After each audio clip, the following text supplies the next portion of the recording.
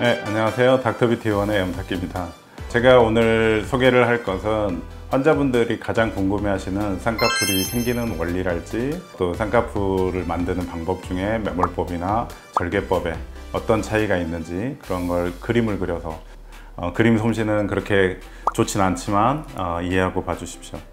자, 눈에 대해서 설명을 해보도록 하겠습니다. 눈을 옆에서 보게 되면 이렇게 눈동자가 있고 이렇게 검정 눈동자가 또 있겠죠. 이렇게 눈꺼풀이 있습니다. 속눈썹이고, 피부 바로 밑에 우리가 웃었을 때 주름 만드는 근육이 있고, 그 밑에 막이 이렇게 있습니다. 그리고 섬유판이라는 게 있겠죠. 그리고 이 부분에 눈을 떴다 감았다 하는 근육이 있습니다. 이 눈을 떴다 감았다 하는 근육이 움직임으로 인해서 우리가 눈을 뜨고 감고 할 수 있는 겁니다. 근데 이 근육에서 섬유질이라는 게 이렇게 나오는 거죠.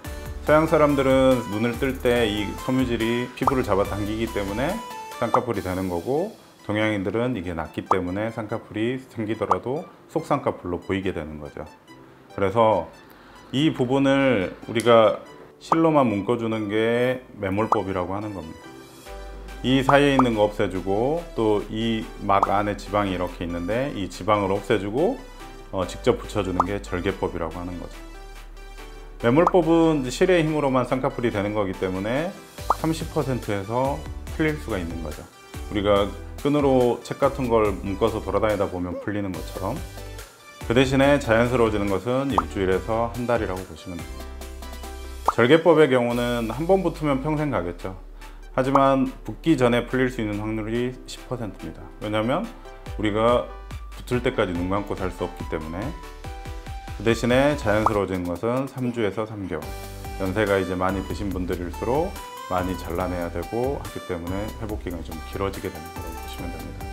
이들의 부작용은 일시적으로 멍들고 붓고하는 게 있을 수 있고, 염증은 거의 잘 생기지는 않습니다. 하지만 매몰법의 경우에 이 실 자체가 녹지 않는 실이기 때문에 이 실에 의해서 이물 반응이 일어나서 염증이 생기는 경우가 간혹 있습니다.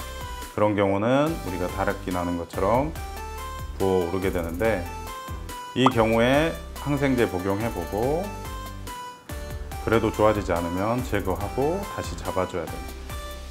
그리고 출혈? 아주 드물게 이곳에서 피가 나서 이렇게 흰자에 피가 비쳐 보이는 경우가 있는데, 이런 경우는 생기더라도 2-3주 정도 지나면 자연 회복이 되는 겁니다. 만약에 풀리게 되면 절개법의 경우는 수술 후 3개월 지나서 저희가 다시 잡아드리게 됩니다.